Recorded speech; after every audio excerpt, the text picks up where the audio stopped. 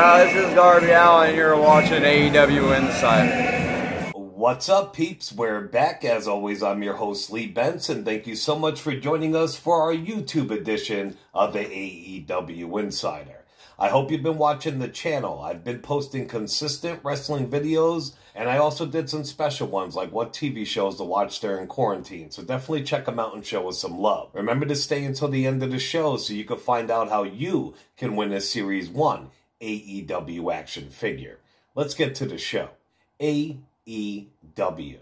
AEW has announced that they have signed female wrestler Nia Jax. WWE.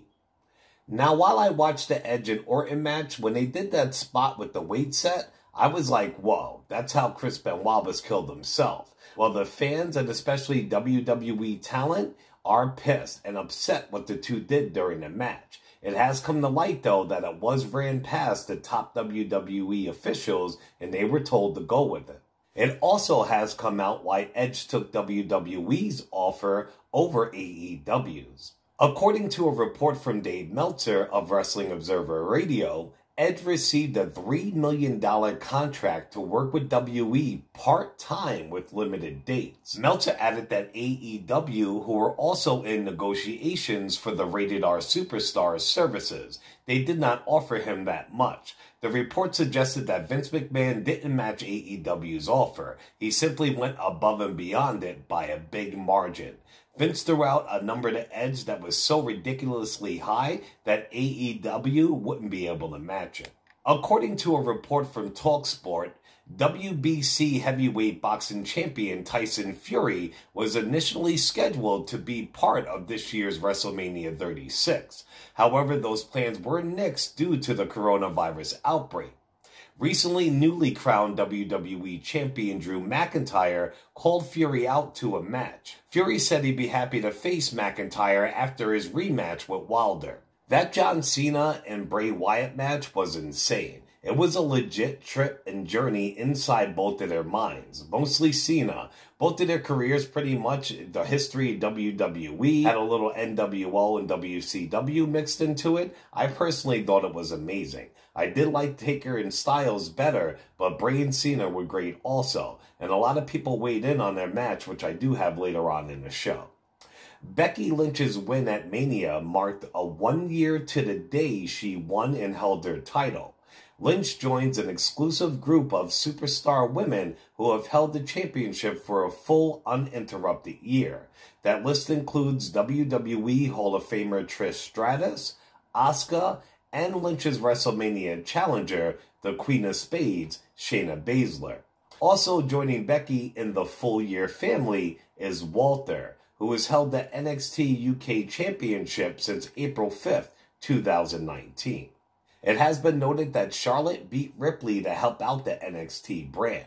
Not that it's needed, but they think it'll draw viewers. Since there are no house shows going on, she will be working both SmackDown and NXT. If you ask me, I don't think she should have beat Ripley for a title, though. That shit was weak. Well, Michael Cole did and has been doing such a great job that he got himself a promotion. His new official title is Vice President of Broadcasting. Congrats, bro. You deserve it. The Otis and Mandy Rose segment for Mania topped the WWE's most watched video list. It had 2.7 million views, which is pretty insane for just one of their normal clips.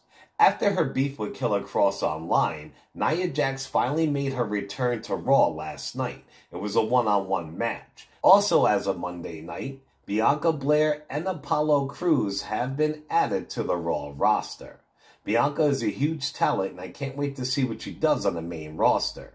After Drew won his championship, the Big Show came out and challenged him for his title. Drew beat him and retained his title only about 20 minutes after he initially won it. Also during her Raw match, Nia Jax used Paige's old finisher, which Paige responded, "You never use another person's finishing move unless it is given to you.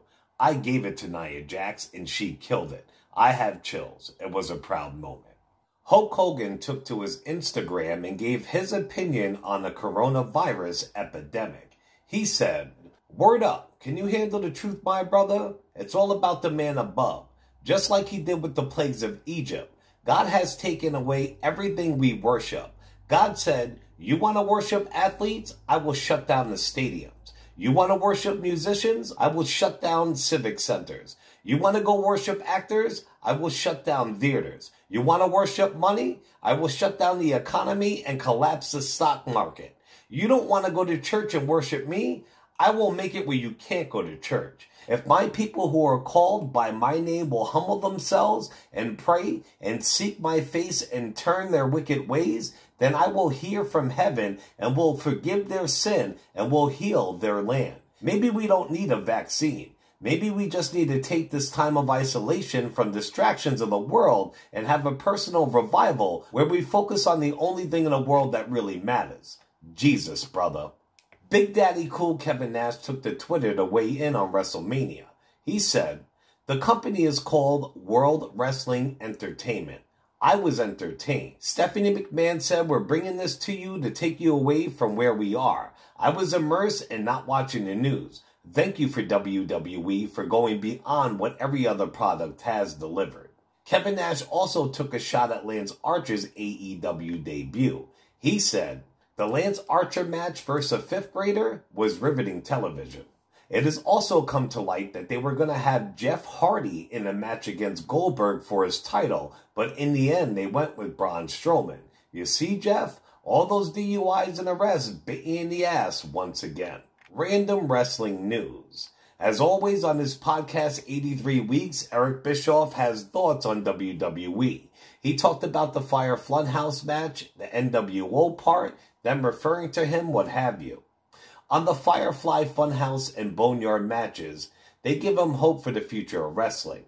He said, these are two very unique ways of storytelling. Very, very unique. And if we're going to see more in that, I really have a lot of hopes for the industry. Because I think wrestling needs something different. I've been saying that now for 5 or 10 years. It's the same formula. It's the same presentation. I don't care who you are, what the name of the company is. You're really not going to do anything different from anybody else for the most part. On how he got a big kick of the NWO stuff. When they started introducing the NWO stuff, like time stopped for me. It was so bizarre. It was like I was suspended in state of animation. I was like frozen in time for a moment. It was almost an out-of-body experience. Kind of out-of-my-head experience. I just got such a big kick out of it. And on how the Firefly Funhouse and Boneyard matches may be the catalyst for the next evolution in wrestling. I think the Firefly Funhouse and Boneyard match probably are the catalyst for the next evolution of storytelling in wrestling. We're not going to see it all the time. I mean, it would be very expensive, time-consuming, producing-wise, what have you. I can assure you that it took a ton of production to present it in the way that it was. It was at such a high level. And as a result of the time and the expense, you're not going to see it every week. I don't want to see it every week. But if you could see it once a month or once every couple of months as a way to elevate a story and its characters, I think the business, as a result of this past WrestleMania and the challenges created, I think this WrestleMania had a huge impact on the business going forward, and perhaps more than any WrestleMania in a long time. And finally, Dana White announced that he will hold UFC fights and events on a private island. He will fly the talent in on private jets to hold the events. The Association of Ringside's physician says, it is our recommendation that all combat sporting events be postponed until further notice. This includes any and all events, regardless of the number of people involved. Any combat sport taking place during this global pandemic places the athletes, officials, and anyone else involved in the event at an unnecessary risk of infection and transmission of COVID-19. In addition, combat sports athletes often require medical attention after a bout, and we do not wish to see any additional strain on an already overwhelmed medical system. All right, peeps. Well, that's it for this show. As always, I'll be back either tomorrow or in a couple days. You got to build up some good news first for you guys. And remember, peeps, if you want to win a Series 1 AEW action figure, I'm going to make it a little easier. Because some people are doing everything. Some people are doing 1 or 2. And I want you all to have a chance. So from this point going on, to make it easier, if you want to be in the running to win a Series 1 AEW action figure, just subscribe, like, share, and comment on the video. So all you got to do is go to YouTube and do those 4 things. Subscribe, like, share, and comment, and boom, you will be in a raffle to win a Series 1 AEW action figure. And I've been checking them out, man. You got Le Champion with his jacket, his hat. You got Cody with his sledgehammer and his ring belt. You got Kenny Omega with his sweet jacket. It's a hard choice, but you guys will definitely win one if you like, share, subscribe, and comment. All right, peace. That's it. I'm rambling on as always. I'll see you guys soon. Ciao.